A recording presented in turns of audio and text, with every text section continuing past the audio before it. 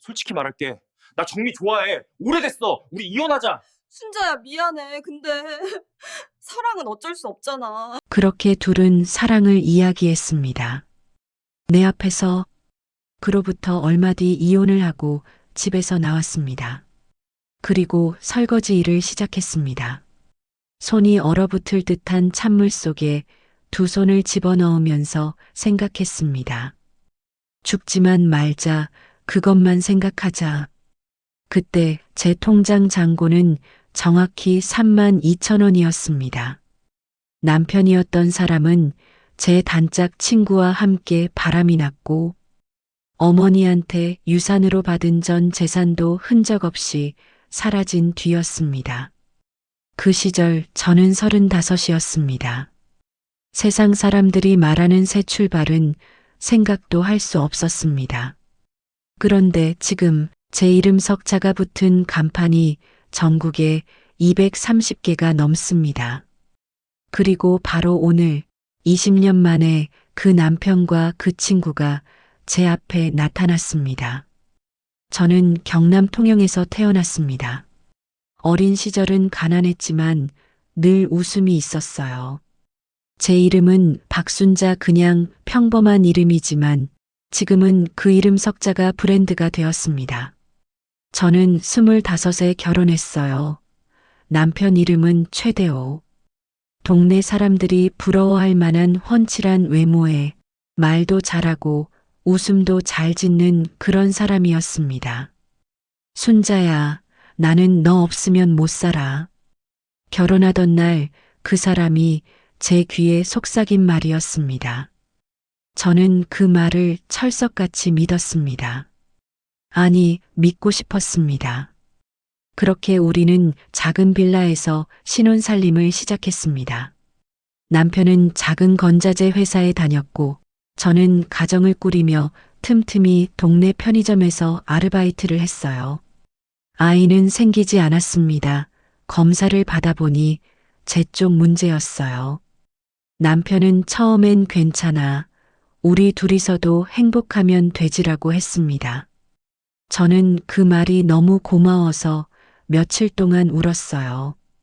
그리고 제 옆엔 항상 정미가 있었습니다. 정미, 박정미. 중학교 때부터 20년 넘게 붙어 다닌 제 단짝이었어요. 제가 기쁠 때도 슬플 때도 늘 옆에 있어줬던 사람.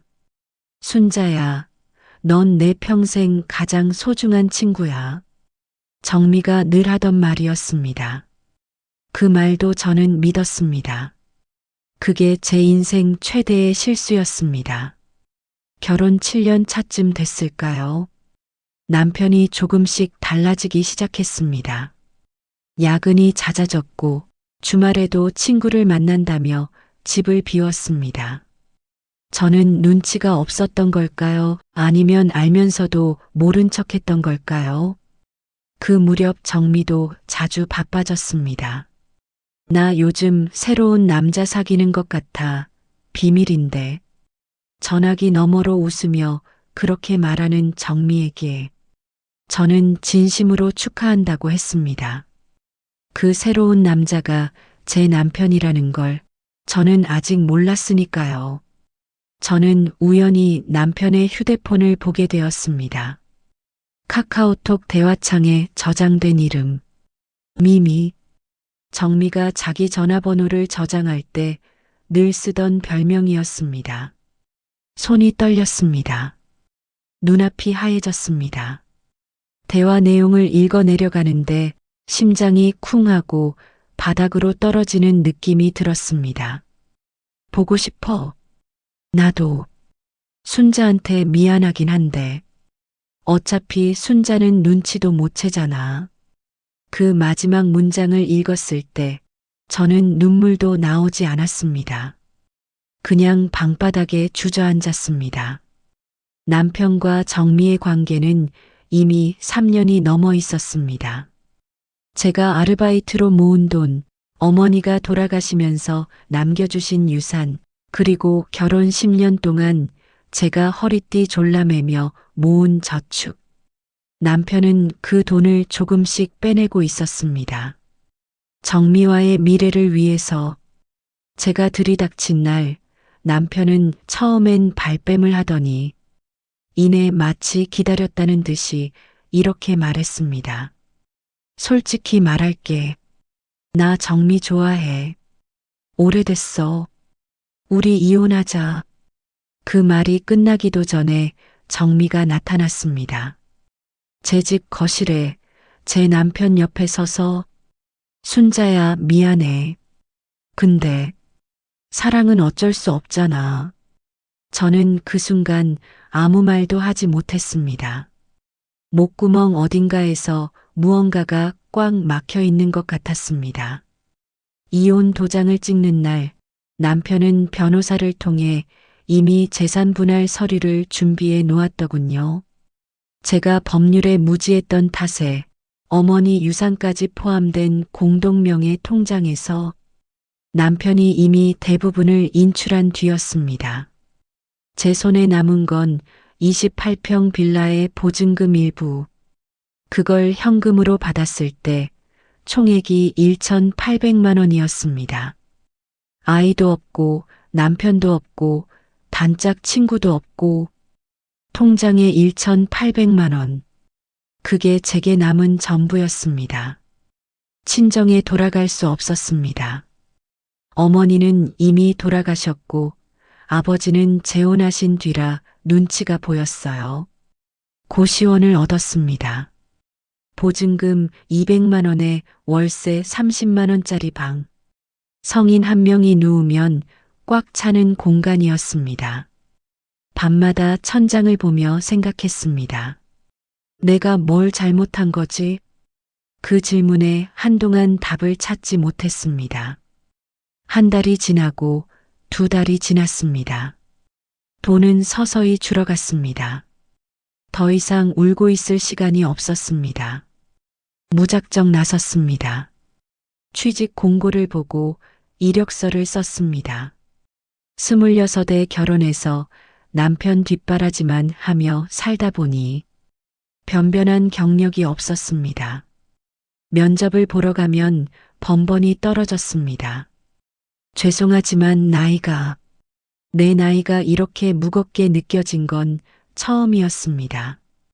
그러던 어느 날 동네 국밥집 앞을 지나다가 작은 종이가 붙어 있는 걸 봤습니다. 설거지 아주머니 구함, 경험 무관, 성실한 분. 저는 잠깐 멈췄습니다. 그리고 문을 열고 들어갔습니다. 그 국밥집 주인은 70이 넘은 할머니였습니다. 삼계탕과 국밥을 하루 종일 끓이는 자그마한 체구의 강인한 분이었죠. 몇 살이요? 35입니다. 내고 한창이네. 왜 이런 데와? 저는 사정을 다 말하지 않았습니다. 그냥 이렇게 말했습니다. 살아야 해서요. 할머니는 저를 한참 바라보더니 고개를 끄덕였습니다. 그날부터 저는 새벽 5시에 국밥집에 나갔습니다. 설거지를 했습니다. 찬물이 손등을 빨갛게 만들었습니다. 국밥 기름이 배어 아무리 씻어도 손에서 냄새가 났습니다. 하지만 이상하게도 설거지통 앞에 서 있는 그 시간이 싫지 않았습니다. 물속에서 손을 움직이는 동안은 아무 생각도 하지 않아도 됐으니까요. 일을 시작한 지 2달쯤 됐을 때 할머니가 저를 불렀습니다. 순자야, 너 요리할 줄 아나? 저는 솔직하게 대답했습니다. 가정식 정도요. 특별한 건 없어요. 할머니는 말했습니다. 이리 와봐. 내 육수 끓이는 거 가르쳐 줄게. 그것이 제 인생이 바뀐 첫 번째 순간이었습니다. 할머니의 육수는 달랐습니다. 사고를 12시간 이상 끓이고 멸치와 다시마를 따로 우려내서 합치는 방식이었습니다. 저는 매일 그 국물을 맛보고 뭔가 빠진 것 같은 느낌을 기록하기 시작했습니다. 처음엔 서툴렀습니다. 간이 맞지 않아 할머니에게 혼도 났습니다. 짜, 너무 짜. 간장을 이렇게 들이부으면 어떡해. 그래도 저는 다음 날 또 왔습니다. 또 연습했습니다. 1년이 지날 즈음 할머니가 살짝 웃으며 말했습니다. 이제 내 맛이랑 비슷하네.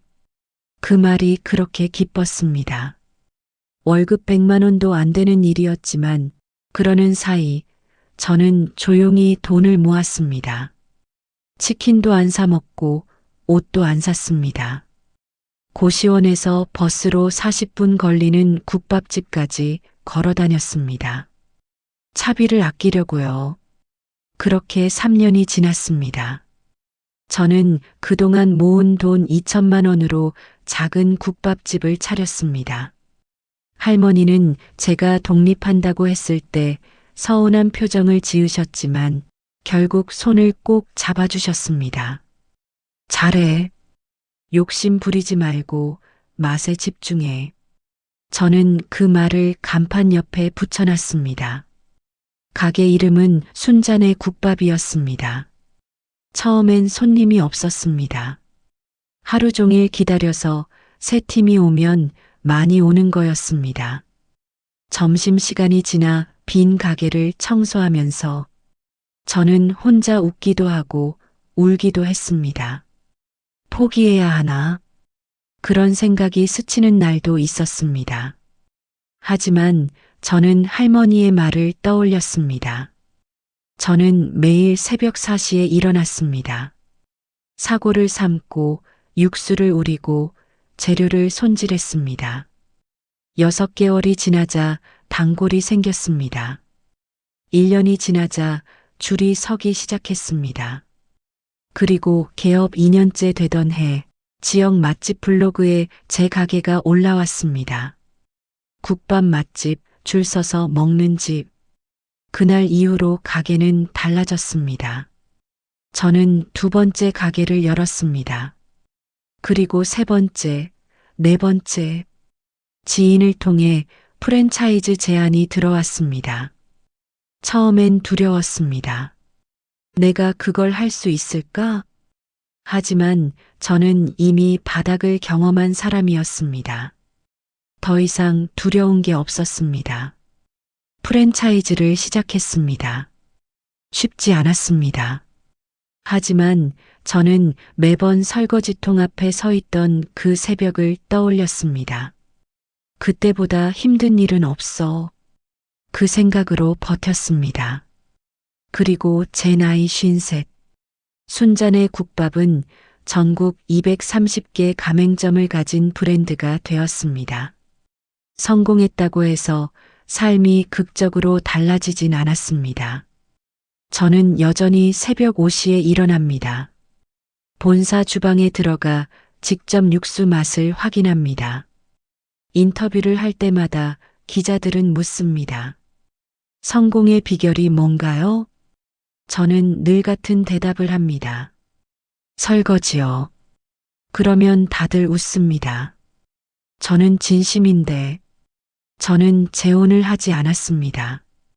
누군가를 다시 믿는 일이 오랫동안 두려웠습니다. 20년이 지나도록 저는 그 2사람을 다시 만나게 될 거라고는 생각하지 않았습니다.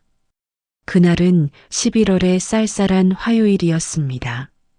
저는 서울 강남에 새로 오픈하는 가맹점 점검을 위해 직접 현장을 방문했습니다. 오픈 준비로 바쁜 직원들을 둘러보고 있는데 가게 밖에서 누군가 창문을 두드렸습니다. 그 순간 저는 숨이 멎는 것 같았습니다. 창문 너머에 서 있는 2사람. 최대호 그리고 박정미. 예전에 훤칠하던 대호는 온데간데 없었습니다. 굽은 어깨, 움푹 꺼진 눈, 초라해진 옷차림. 정미도 마찬가지였습니다.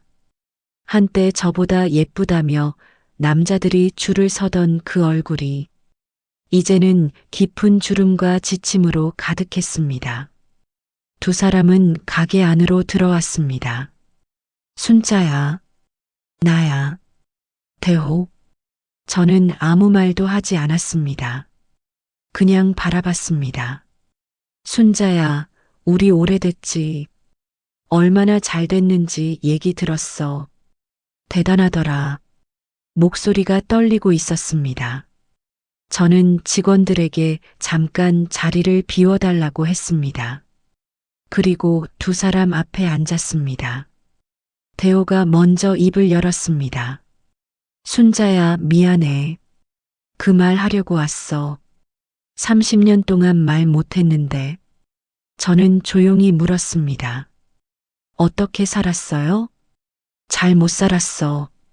솔직히 말하면. 대호는 이야기를 시작했습니다. 저와 이혼한 뒤 정미와 함께 서울로 올라갔다고 했습니다. 제 돈으로 작은 사업을 시작했는데 3년 만에 망했다고 했습니다. 빚이 생겼고 그 빚이 두 사람 사이를 갈랐습니다. 정미랑은 10년 전에 헤어졌어. 나 혼자야. 정미가 끼어들었습니다. 나도 지금 혼자야. 대호랑 헤어지고 나서 또 결혼했는데 그것도 이혼했고 두 사람의 얼굴에는 세월의 무게와 함께 무언가 무너진 것들이 보였습니다. 정미가 조심스럽게 말을 이었습니다. 순자야. 사실 오늘 온 건 부탁이 있어서야. 저는 예상했습니다. 나 지금 많이 힘들어. 가게 하나 하고 있는데 망하기 직전이고 혹시 가맹점 낼 때 좀 도와줄 수 있을까? 아무래도 내가 운영하는 브랜드니까. 그 말이 끝나자마자 대호도 입을 열었습니다. 나도 요즘 많이 어려워. 순자야, 우리 예전에 그랬어도 오래 살았던 사이잖아. 저는 잠시 눈을 감았습니다. 35에 제가 떠올랐습니다. 고시원에서 천장을 바라보던 밤, 찬물에 손을 담그던 새벽, 이력서를 들고 다니다 나이가 많아서라는 말에 돌아서던 오후, 그리고 그 모든 순간을 혼자 버텨온 시간들. 저는 눈을 떴습니다. 저는 천천히 또렷하게 말했습니다. 두 분, 제 말 잘 들어요. 두 사람이 긴장한 얼굴로 저를 바라봤습니다. 도와드릴 수 없어요. 정미의 얼굴이 굳었습니다. 오해하지는 마세요. 원망하거나 복수하려는 게 아니에요. 사실 저는 두 분한테 고맙습니다. 두 사람은 말을 잃었습니다. 그때 두 분이 저를 버리지 않았다면 저는 지금의 제가 되지 못했을 거예요. 35에 남편 뒷바라지하며 그렇게 살다가 아마 지금쯤 그냥 평범하게 늙어가고 있었겠지. 근데 도와드리지 않는 건 원망 때문이 아니에요. 두 분이 알아서 하셔야죠.